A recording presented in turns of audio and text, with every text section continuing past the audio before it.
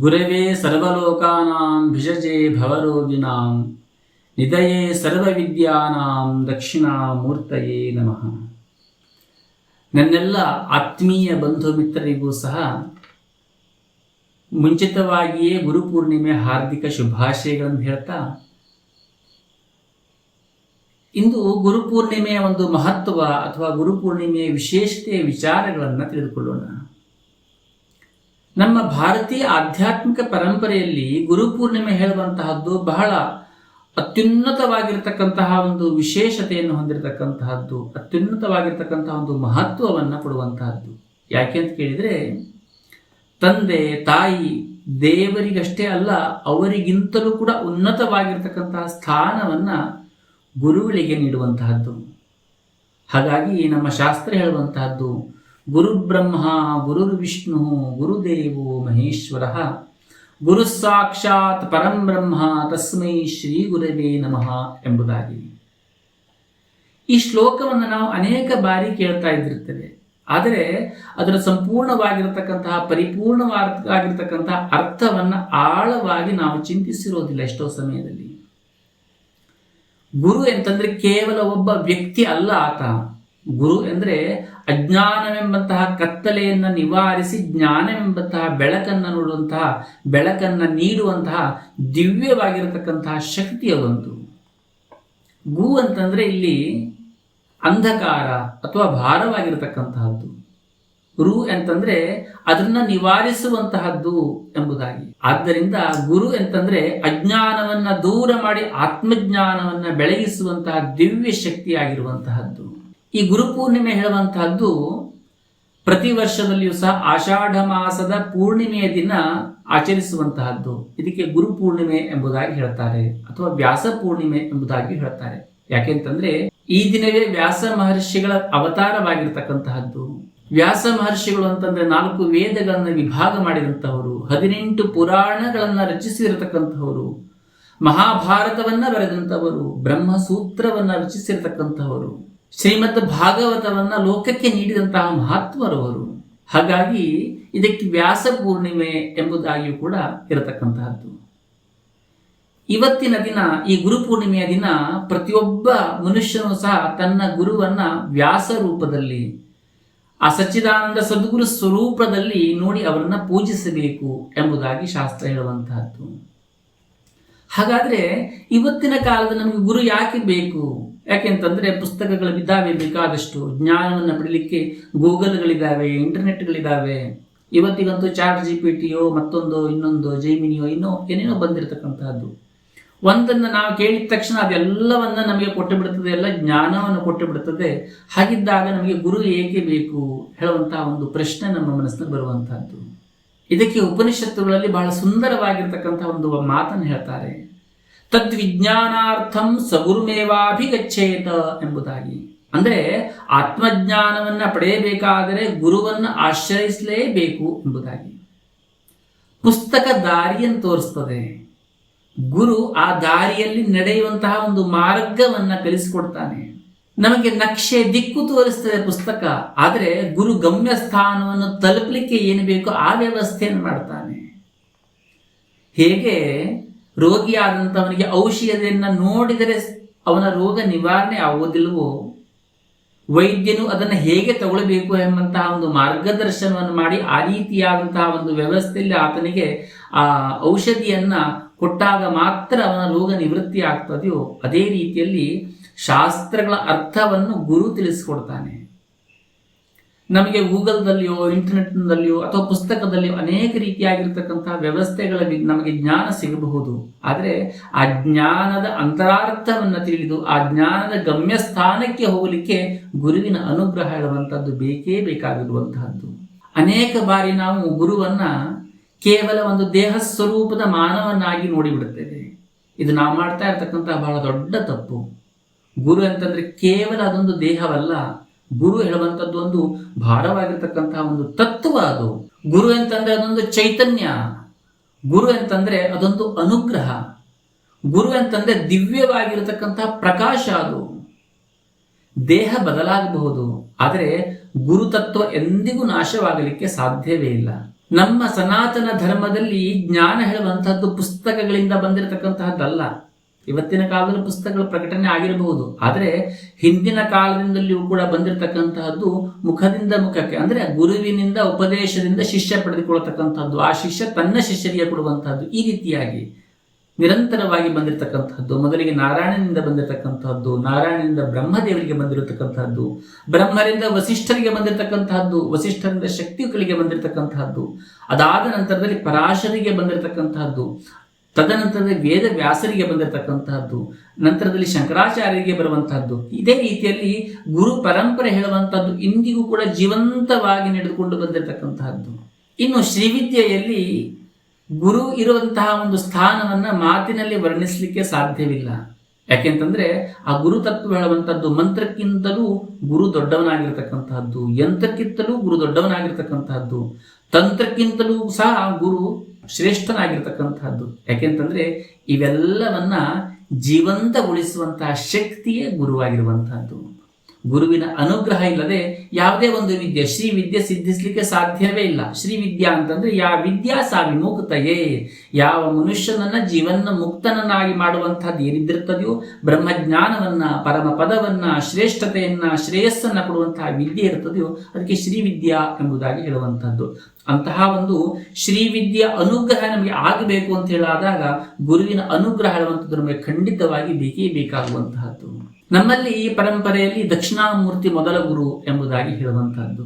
ಆದರೆ ಅತ್ಯಂತ ರಹಸ್ಯಮಯವಾಗಿರತಕ್ಕಂತಹ ಒಂದು ವಿಷಯ ಏನು ಅಂತ ಕೇಳಿದ್ರೆ, ದಕ್ಷಿಣಾಮೂರ್ತಿಗೂ ಸಹ ಗುರುವಾಗಿರತಕ್ಕಂತಹದ್ದು ಶ್ರೀ ಲಲಿತಾ ತ್ರಿಪುರ ಸುಂದರಿ ಆಗಿರುವಂತಹದ್ದು. ಯಾಕೆಂತಂದ್ರೆ ಅವಳಿಗೆ ಸಚ್ಚಿದಾನಂದ ಸದ್ಗುರು ಸ್ವರೂಪಿಣಿ ಎಂಬುದಾಗಿ ಹೇಳುವಂತಹದ್ದು. ಆ ಜಗನ್ನ ಮಾತೆಗೆ ಏನ್ ಹೇಳ್ತಾರೆ ಅಂತಂದ್ರೆ ಸಚ್ಚಿದಾನಂದ ಸದ್ಗುರು ಸ್ವರೂಪಿಣಿ ಎಂಬುದಾಗಿ.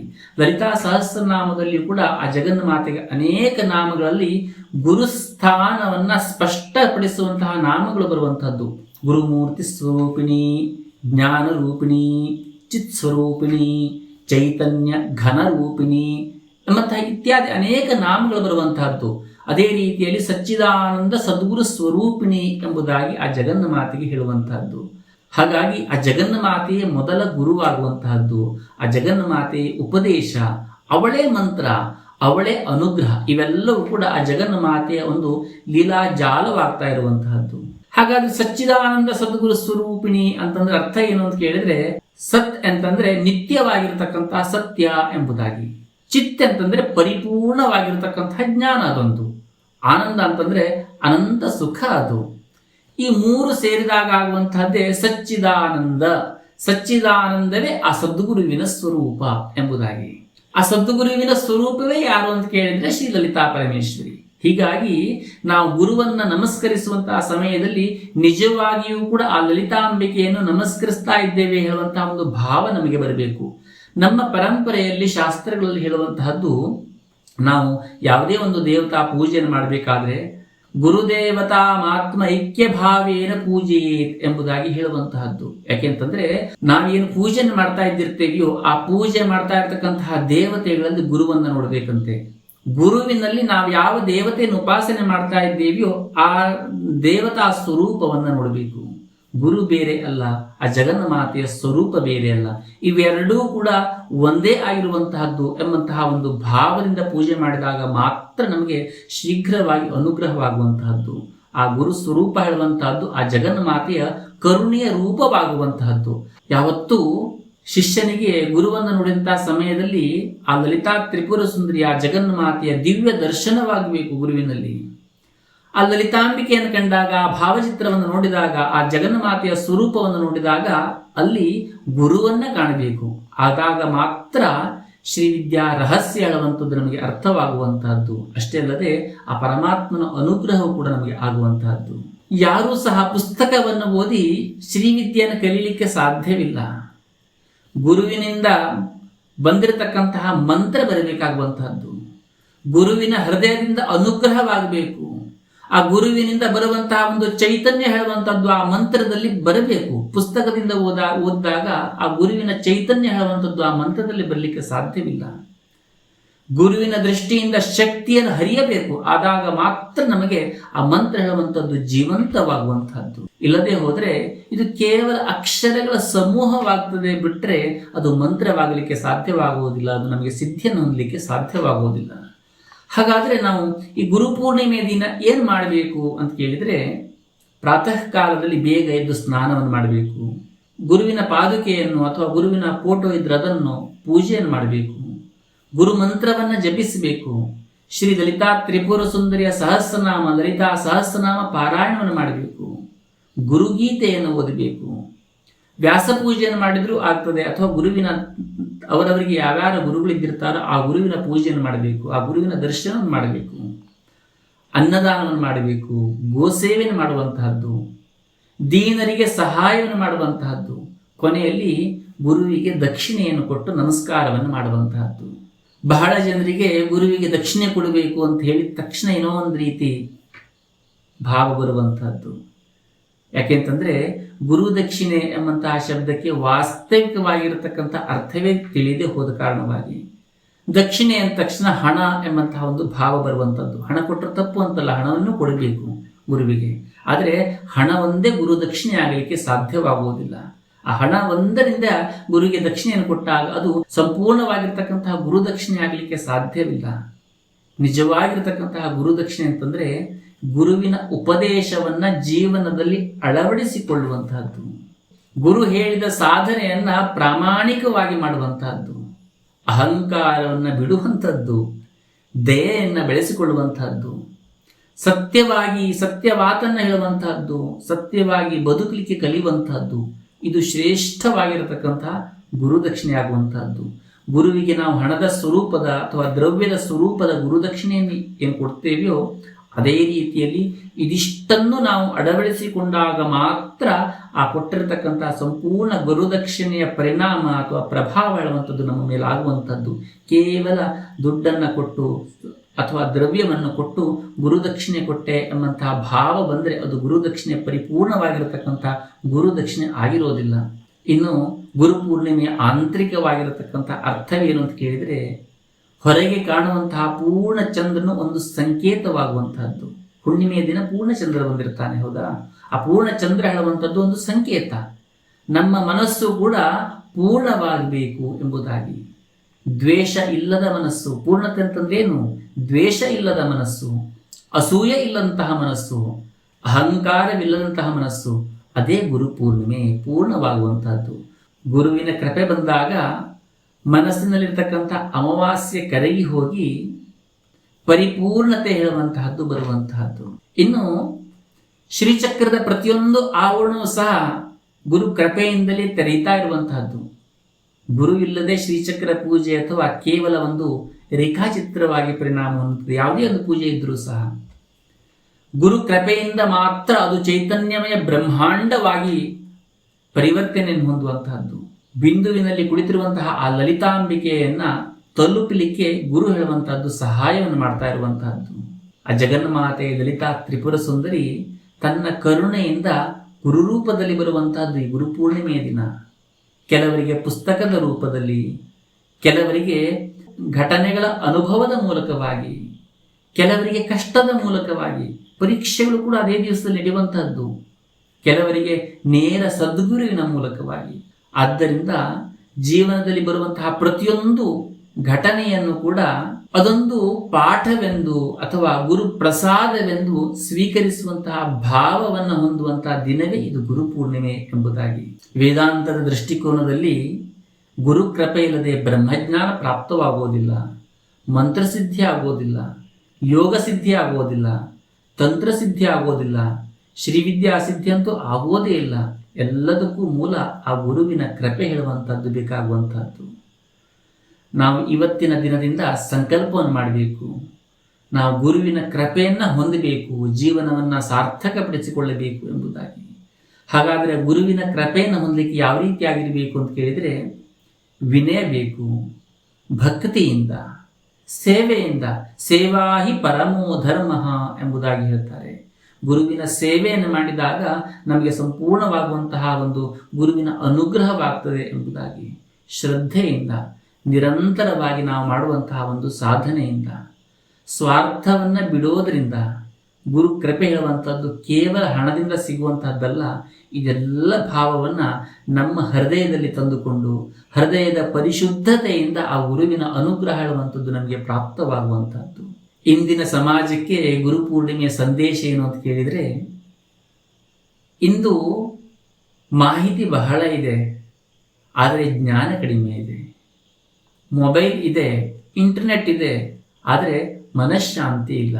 ಕಾರಣ ಏನು ಅಂತ ಕೇಳಿದರೆ, ಗುರುವಿನ ಮಾರ್ಗದರ್ಶನ ಕಡಿಮೆ ಆಗಿರುವಂಥದ್ದು, ಅಥವಾ ಗುರುವಿನ ಮಾರ್ಗದರ್ಶನದಂತೆ ನಡೆಯುವಂತಹ ವ್ಯಕ್ತಿ ಕಡಿಮೆ ಆಗುವಂತಹದ್ದು.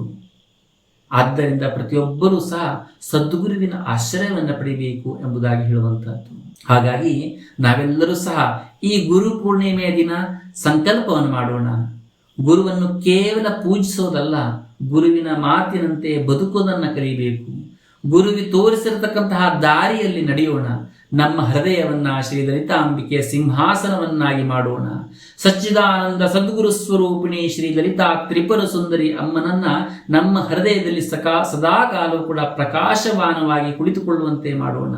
ಅವಳ ಕೃಪೆಯಿಂದ ನಮ್ಮ ಅಜ್ಞಾನ ಹೇಳುವಂಥದ್ದು ದೂರವಾಗಲಿ, ನಮ್ಮ ಜೀವನ ಹೇಳುವಂಥದ್ದು ಧರ್ಮಮಯವಾಗಲಿ, ಭಕ್ತಿಮಯವಾಗಲಿ, ಜ್ಞಾನಮಯವಾಗಲಿ, ಆನಂದಮಯವಾಗಲಿ ಎಂಬುದಾಗಿ ಹೇಳ್ತಾ ಕೊನೆಯಲ್ಲಿ ನಾವೆಲ್ಲರೂ ಸಹ ಭಕ್ತಿ ಭಾವದಿಂದ ಆ ಗುರುವಿನನ್ನು ಪ್ರಾರ್ಥಿಸೋಣ.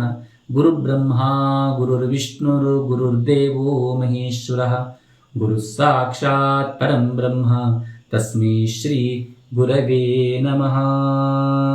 ಇಂದಿನ ಈ ಗುರುಪೂರ್ಣಿಮೆಯ ವಿಶೇಷ ಉಪನ್ಯಾಸವನ್ನ ಶ್ರೀ ಸಚ್ಚಿದಾನಂದ ಸದ್ಗುರು ಸ್ವರೂಪಿಣಿ ಶ್ರೀ ಲಲಿತಾ ತ್ರಿಪುರ ಸುಂದರಿಯ ದಿವ್ಯ ಪಾದಗಳಿಗೆ ಸಮರ್ಪಿಸುತ್ತಾ, ನಾಳೆಯ ದಿನ ಚಾತುರ್ಮಾಸ ಅಂತಂದ್ರೆ ಏನು?